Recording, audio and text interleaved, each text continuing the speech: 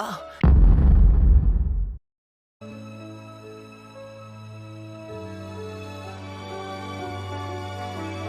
my God! Okay, it's happening.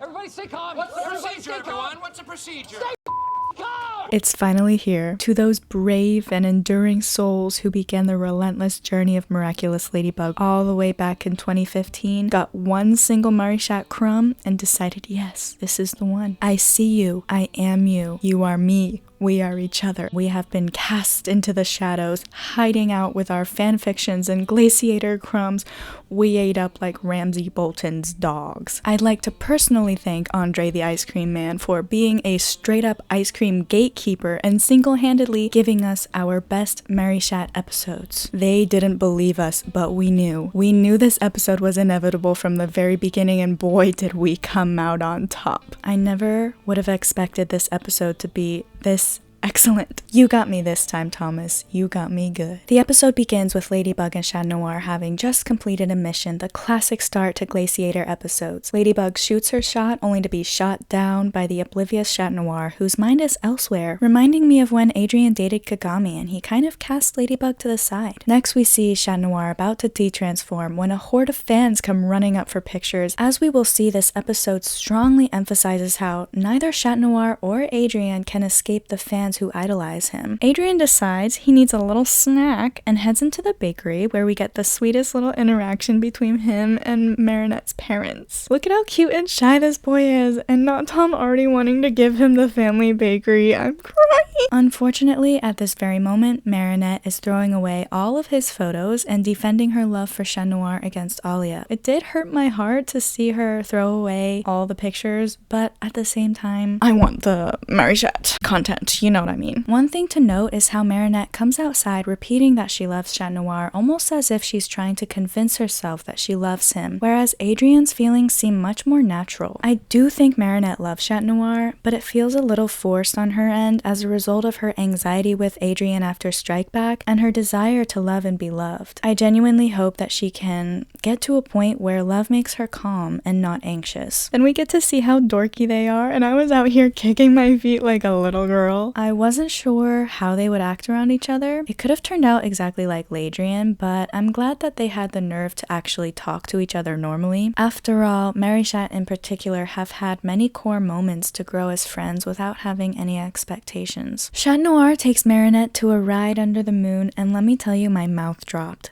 This shot was beautiful and perhaps one of my favorite shots from the entire show. The staff cuts the moon in half and Chat Noir's straight posture elongates the line, which creates a perfect symmetry between the two halves. Chat Noir's tail and Marinette's legs create weight and visual balance on each side and cut along the upper third of the shot. He holds her so delicately, and you can see the pure trust she has in him as they're so high up. I would have been freaking out a little bit, but she is safe with him. I feel like I've seen this in fan art so many times, but it was truly breathtaking to see in the show, and it was just so romantic. So Marinette is literally having the best time of her life, and I love seeing them happy. I sure hope nothing bad happens. When they finally find Andre, Chat Noir makes a little joke about hot dogs, which I believe is a nod to the New York special with the magic hot dog and the moon dance. And it kind of makes sense because there's another nod to New York, but we'll talk about that in a little bit. Andre quickly and successfully snuffs out any happiness by revealing what he believes to be their true and correct feelings. I never thought Marinette's feelings for Ladrien would have been exposed by the ice cream man, but here we are. If he just minded his own business instead of worrying about two teenagers' love lives, he would have been akumatized exactly 0 times. Everything after this scene shifts. The music comes to an abrupt stop, and the melody becomes solemn. The colors go from warm and bright to cold and dark, and Marishat are forced to leave their bubble of happiness and confront reality. One thing that I've always loved about this pair is that it allowed them to be honest with their feelings. Marinette was not overly nervous like she was with Ladrien,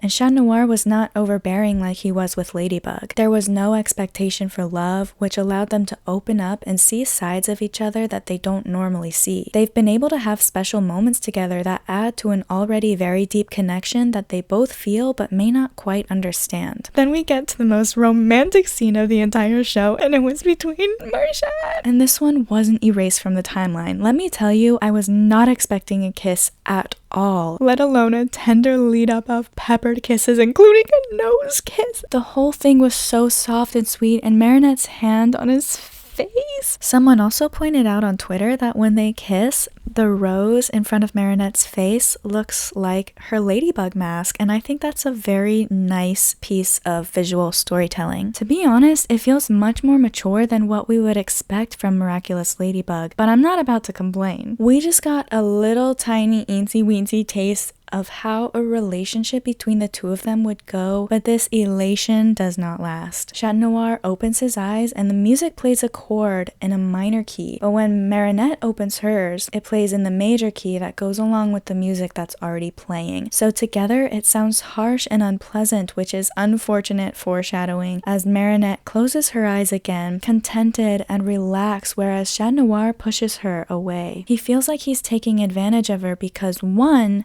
he believes Marinette would not like him knowing that he is Ladrien, and two, because he feels that he's taking advantage of her as a superhero. There's a power dynamic here that he's not comfortable with. Marinette called herself a fan several times in this episode, and in Chat Noir's mind, he's thinking of her akin to the people who swarm him on a daily basis. He views her love as admiration without thinking of the times that they've actually gotten close to each other, like the balcony, the movies, or dinner with her family, even if that was a little awkward. In any normal situation, he would be right, but he does not know that Marinette is actually the one who knows him more than anyone else in the world. It's very mature of him to recognize this emotional boundary and not cross it. So, good job, Ladrien. Unfortunately, however, this sets Marinette off, understandably so, in my opinion. In one episode, Alia, Tiki, her mom, Andre, and Chat Noir all try to tell her how she feels, and it's all she can do to be angry. Any hope she may have felt after her night with Chat Noir was quickly stomped out. She just can't be happy with Ladrien or Chat Noir or Luca for that matter, not until Monarch is defeated. When I saw Monarch's lair opened up, I was excited. The prospect of Marinette getting akumatized is very appealing to me.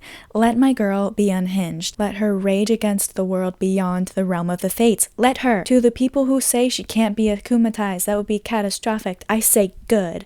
There's nothing more satisfying than a normally kind character destroying everything in their path. We've seen Ladrien akumatize in Ephemeral, we've seen Chat Noir akumatize in Chat Blanc, so imagine how much more terrifying Ladybug akumatized could be. I'm begging for Calamity Marybug. In the end, she could reject the akuma like we've seen people do before, Chloe, her mom, or maybe someone else like Scarabella or Mr. Bug will have her miraculous and fix things. Kwame's choice is the next episode after all, so she might not have the miraculous. Marinette is the only one in the whole show who has not been akumatized, and now that Monarch knows Chat Noir has feelings for her, he's going to target her a lot more. I suspect he may even have Leela do some sleuthing and try to instigate her anger, which I'm not looking forward to, because honestly, I don't really like Leela, but I want Marinette to be akumatized, so if she can help in that front, go for it. Much to my own chagrin, Marinette was not akumatized, and Chat Noir kisses Marinette again, very similar to the dark Cupid kiss between Chat Noir and Ladybug. This one, however, was not a love kiss, as Chat Noir has said himself. He's not saying that he doesn't love her or that he doesn't want to kiss her,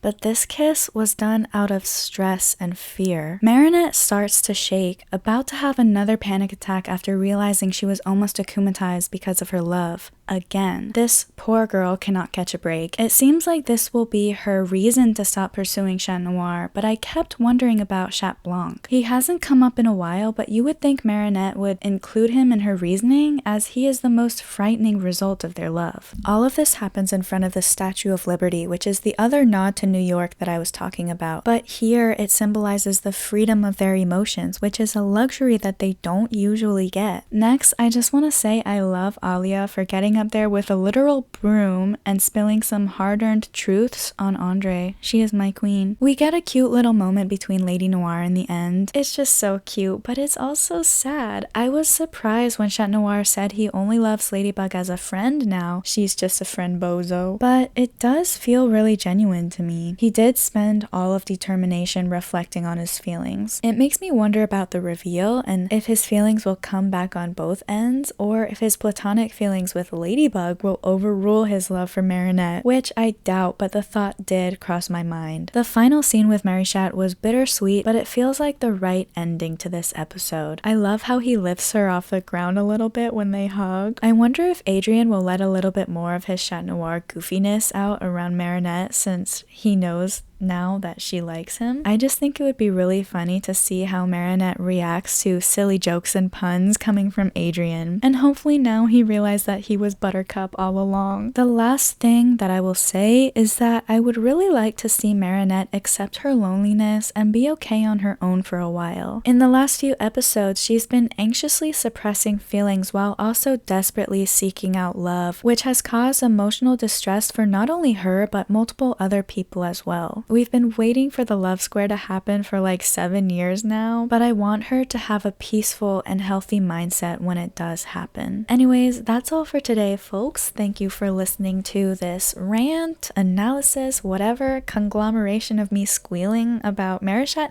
Listen, I've been waiting for 7 years. If you made it this far, comment the ladybug emoji or black cat emoji, and I will see you in my next video. Bye!